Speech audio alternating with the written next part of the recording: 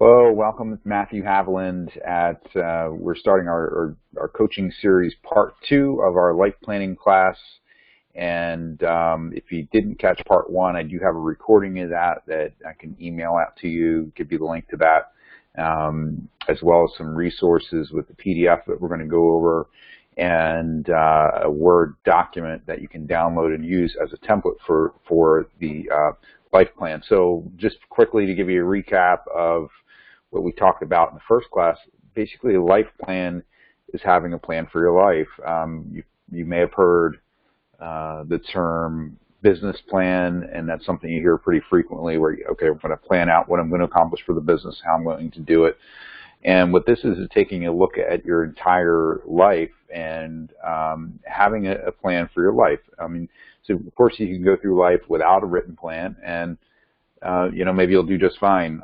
Having a plan will certainly give you a better direction of where you want to head and make it a little easier through that process. So that's what we're going to be talking about today. Now, this is all based off of a book called, let me get this in the light here, Living Forward. This was Michael Hyatt and Daniel Harkavy were the authors of the book Living Forward. And I was introduced to this concept through Michael Hyatt on his blog, which is a great resource for leadership training. And he at that time had offered a PDF, so even before the book came out, I've been doing this life planning process now for a couple of years, and found it to be very helpful, very valuable. So I'm happy to share this with you today. I'm going to share my screen here. We'll go in and take a look at the PDF that I was talking with you about. And okay. So we're going to take a look at the basic life plan. It's a pretty simple document. It can be a few pages written out, and it'll consist of a couple of things, 3 things: your outcomes, your priorities, and then action plans. So we went through the first 2 pretty in-depth in that first video that we did last month. So I'm going to just kind of breeze through those to give you an idea of what we talked about. So when I talk about outcomes, what this is referring to specifically how you want to be remembered, and it's a process of going through how you want to be remembered. Let's say by your spouse or by your family, by your colleagues, and you actually write out almost like if you were what you'd want somebody to say at your funeral. Then the second part of that is your priorities, is what's important to you. And for each person, that's going to be different, of course. So what are your priorities? And what Michael Hyatt's way of giving you an example would be, God, what is your spiritual priorities there first? Ultimately, that's what's going to last, and not everything else. Many people would kind of categorize, all right, my priorities are God, family, and business. That's typically what you'll hear. Even some businesses would have those values, systems, and priorities. I know Mary Kay, I think, has the same value. Keller Williams would say God, family, business. What this is saying is that you really need to make yourself second in line there, because if you don't take care of yourself, then you can't take care of everyone else under that list: your business, your family, your children, pets, or whatever the case is, whoever falls underneath that priority. So you want to really challenge yourself, think of yourself as number 2, putting everyone else there behind. Any of the other priorities behind. So it's much like you're in an airplane and you're about to take off, and the flight attendant will tell you, okay, in case of emergency, the mask is going to come down. You've got to put that mask on yourself first before you go and try to help any other children or people that need help. So the idea here is take care of yourself first so that you can be a help to others and help those other priorities in your life. So now we're talking about priorities, and so that, again, that can look differently depending on your situation, depending on time of where you are in life and things like that. And then we'll talk about the next step, which is action plans. So in your life plan, you create an action plan for each account. And this is where you think through where you are and where you want to be. So we break down each account into 5 parts. Again, it's kind of modified from the Living Forward book from Michael Hyatt's website. Building Champions is the company of Daniel Harkavy. Daniel Harkavy's company, coaching company. So let's have a purpose statement for each category. So for example, my purpose is to, this is, for example, a health category. So let's say health is a priority. So for the health account, my purpose is to maintain and care for the temple God has given me. And the statement for a friend's account would look differently. That would be, my purpose is to befriend and love a few people who will love me in turn, love and challenge and hold me accountable. So you would have a purpose statement. What do you want to accomplish for each of those priorities? What does that purpose statement look to you? Then we have an Envision Future. And this is where you describe how this account will look when you have that positive net worth. So this is basically where do you see yourself being in the future? If you are able to accomplish everything you want in that category, what does that look like? So for example, for the health account, this is the Envision Future that Michael Hyatt had written down. I'm a lean, strong, I'm possessing vibrant health, extraordinary fitness. My heart is strong and healthy. My arteries are supple and clear of obstructions. My immune system is in excellent condition. I'm disease, infection, allergy resistant. I have more than enough energy to accomplish all the tasks I undertake. And this is because I control my mental focus, working 6 days a week, choose healthy foods, take supplements as needed, and get adequate rest. So, of course, your accounts would look differently, but that's a good example that we can use, very descriptive of what do I want to be looking like in my health account if everything were as best as it could be. And again, this is a personal thing. What does that look like to you? For Michael Hyatt, that's what that looks like for you. That may not be described in that way. The next part is a supporting verse. Now, the biblical verse is optional. It may not be important to you. It is important to me. It was important to Michael Hyatt, who wrote this book, because we want our lives to be built on a solid foundation, and the Bible is a solid foundation in which to do that. So here's a verse example that he used for his children account. Behold, children are heritage from the Lord. The fruit of the womb is a reward. Like arrows in the hand of a warrior, so are the children of one's youth. Psalm 127, verse 3 to 4. So you can use a supporting verse. Now, you don't have to use a Bible verse. That's what I would recommend and choose to do. So here's one for his career account.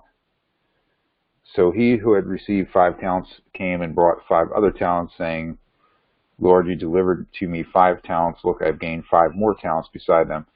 And his Lord said to him, well done, good and faithful servant. You are faithful over a few things, and I will make you ruler over many things. Enter into the joy of your Lord. That's Matthew 25, 20, 21. So I'll give you some examples. Now, here's the next section is called current reality. So now what he describes is it's time to be brutally honest with yourself. You have an envisioned future. Okay, this is where I want to be. I want to be physically fit. I want to be great. And then, well, the reality is, maybe I'm not really quite there yet. So we need to be honest with ourselves and really evaluate. Okay, this is where I want to be. Here's where I am now. It's okay. It's not. We don't have to be at that destination yet. We can be working towards it. So, for example, this is the health account. I feel great. My stamina is great. It's been a long since I've been sick. I feel good about my weight and overall fitness. I'm running or cross training 4 days a week, at least 60 minutes. I'm not presently doing consistent strength training. I'm concerned this will eventually catch up with me. I'm eating pretty well, but I could be more consistent in avoiding high glycemic carbs. So this is a place where you want to put your positives and your negatives. So, okay, so I'm doing some things well here, and these are the things that are not going well, and you want to put both the positives and negatives into that current reality section there for each priority. Okay, and then we want to talk about specific commitments. This is where you specifically commit to certain actions in order to move from your current reality to the envisioned future. So this is a kind of a bullet point, a series of bullets. Again, an example of the health account. So run or cross train 4 days a week. I'm going to do strength training 3 days a week. Drink 4 liters of water a day. Make healthy food choices as recommended. record everything I eat, and get an annual physical and a semi-annual dental checkup. Okay, so these are things you could put in your health account, or just an example of what for you. So here's an action plan for. Let's take a look at a whole account. If we were to look at a whole account, so for example, here's an account named Rest. Okay, this is an area I think we can all possibly work on as an area of rest. So my purpose is to pull back periodically from my duties and responsibilities just to connect with the things that are truly important. Envision Future, I get adequate time for rest and relaxation. My schedule has a balanced rhythm between work and recovery. I always get at least once a quarter to connect with my vision and core values. I get away with Gail twice a week. That's Michael Hyatt's wife. And I get away with family once a year. Supporting verse, take my yoke upon you and learn from me, for I am gentle and lowly in heart, and you will find rest for your souls, Matthew 11:29. So here's the current reality. You know, my annual time block needs to be revised. I skipped my last quarterly review. I'm working too much on the weekends just to keep up with my blog. I'm usually getting a solid 7 hours of sleep a night. I feel rested. My travel schedule is actually giving me more opportunities for rest and reflection. So again, you want to list those positives and negatives in that current reality section. And then here's some specific commitments that he gives as an example. Continue getting at least 7 hours of sleep. Schedule my personal retreats, quarterly reviews once a year in advance. Do them no matter what. And do not work longer than noon on Saturday on my blog. Schedule my personal retreats 1 year in advance and do them no matter what. And schedule my vacations 1 year in advance. So good commitments for that. Here's another example for you in a finances category. My purpose is to be a good and faithful steward of financial resources that God has placed at my disposal. So here's the Envision Future. I'm completely debt-free. In addition, we are financially independent. We could sustain our current lifestyle indefinitely, even without additional income. We have all the money we need to meet our obligations and accomplish our goals. And we have 6 months worth of living expenses in an emergency fund. Because we have more than enough for our own needs, we are generous with others. As a result, we never worry about money.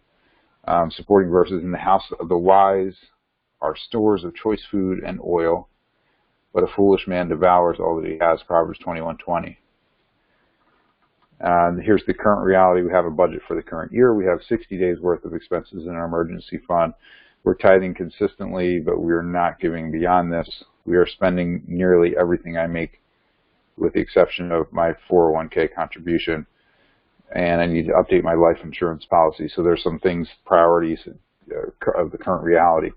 And then the specific commitments. Add another 30 days worth of expenses to our emergency fund. Get back on track with our weekly financial summits with Sharon. Financial summits, that's kind of a term I think Dave Ramsey would have used if you've ever taken a Financial Peace University class with Dave Ramsey. The financial summit is just a meeting that you use to discuss the budget on a monthly basis. So I'm not sure what it means by weekly, but anyway, that was something maybe they had done on a weekly basis. Cut $200 out of our monthly expenses and begin sponsoring a World Vision Child as a way of giving beyond the tithe. Work with Ben to get my life insurance policy updated. So these are specific commitments for that category.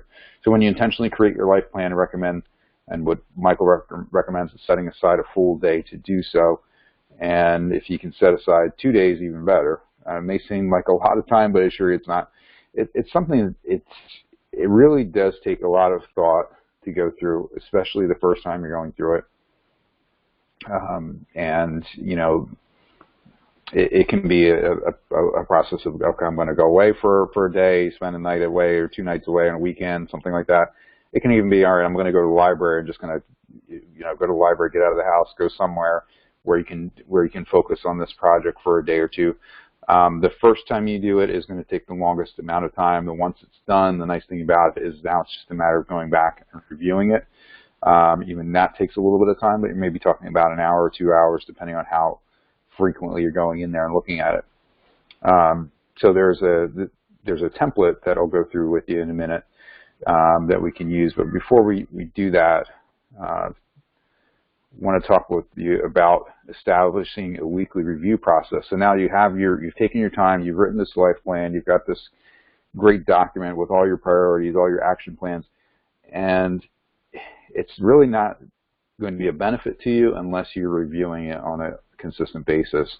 So what he recommends is a weekly review process.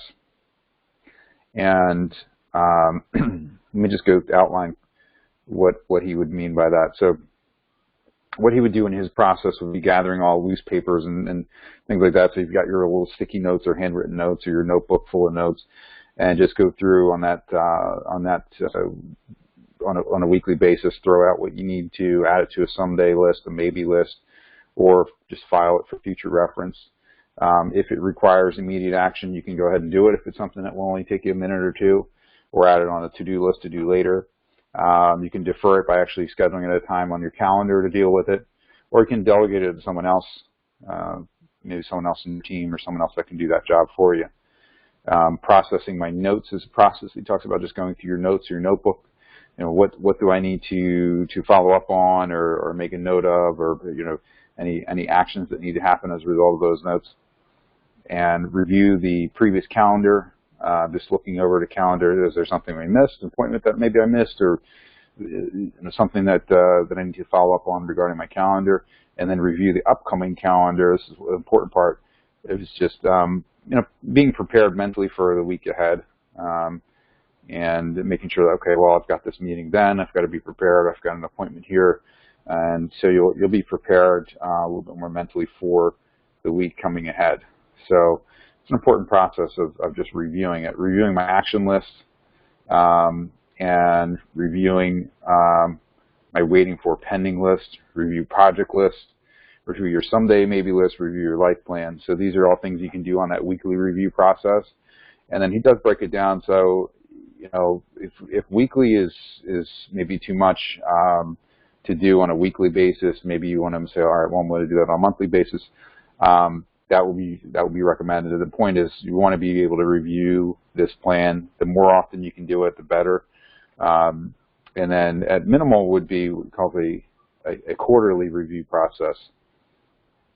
So I'll go through that process with you as well. So the quarterly review, again, it's maybe you want to spend a couple hours, a half a day. You could spend the whole day on it if you want. But the idea is just to get away from the phones, get away from the visitors, get away from the hustle bustle of the office, of family life. So I've done this at the library a few times. I would definitely recommend getting out of the house, getting out of the office, maybe find a place that's quiet that you can do this, you can spend some time on, and really dig into this quarterly review process.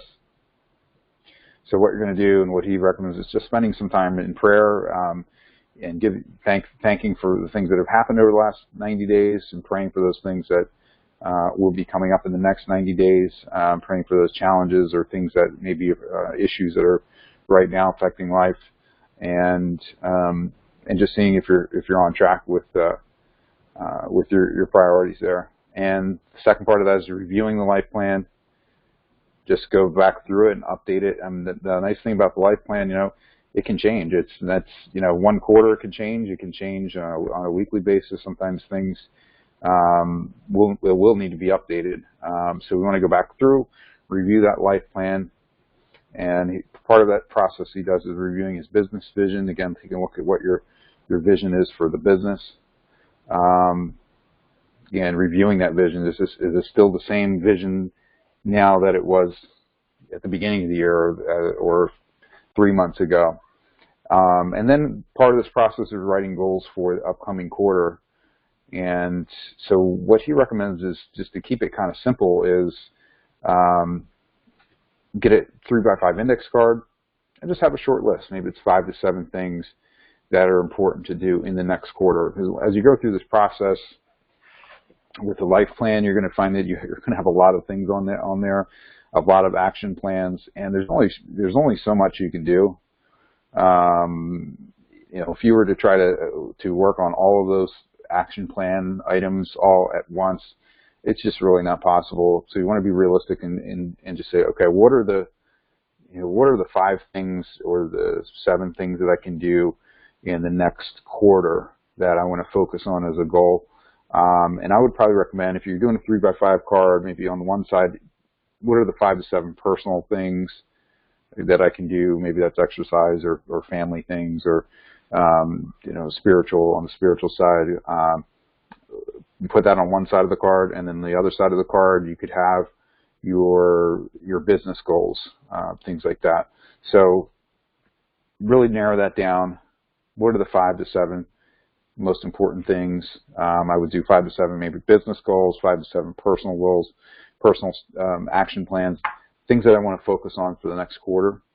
Because like I said, this process, you'll get a lot of things out of it, and the only benefit is that if you actually go back and look at it and use it. And the more you review it, the more you set those little quarterly goals, it's really going to help you to accomplish all those things. So another thing that he does with his quarterly reviews is work on what he calls high impact projects. So maybe those are the things that, during the week you just don't have time to do them, or you get distracted and you really need some time just to block out and work on a specific project. So that's another thing you can do. So okay, well, I'm going to work on this specific project. I really need to block out the time. So maybe I'm going to take a day or a weekend, and I'm going to go get away, just work on those, go through my life plan, and then maybe I'll work on a specific project that needs to be done. Maybe it's updating writing a new blog article, or a new system that I want to implement, things like that. So you can take that time to work on those high impact projects during that time. Okay, so then the other part of the process that he's talking about is using an annual time block. And what that just means is, basically to recap it real quick, that those most important things you want to put in your calendar first.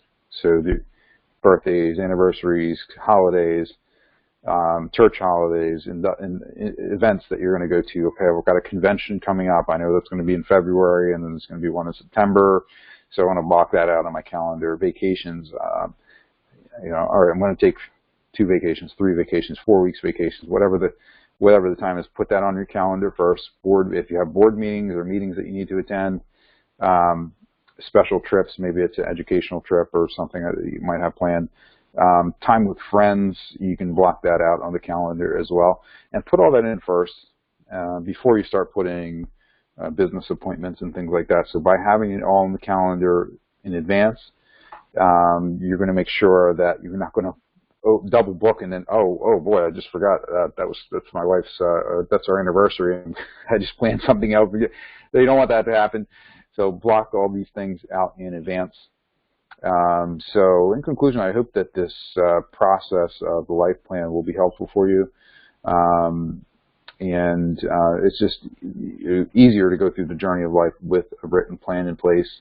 So I want to challenge everyone who's watching the video to go ahead and start this process of the life plan. Take that day or that half day, just go through this process, come up with a written plan. I'm going to show you quickly the Word template that I can email you if you'd like. Just send me a message. I'll email you this template, or give you the link for it so you can download it.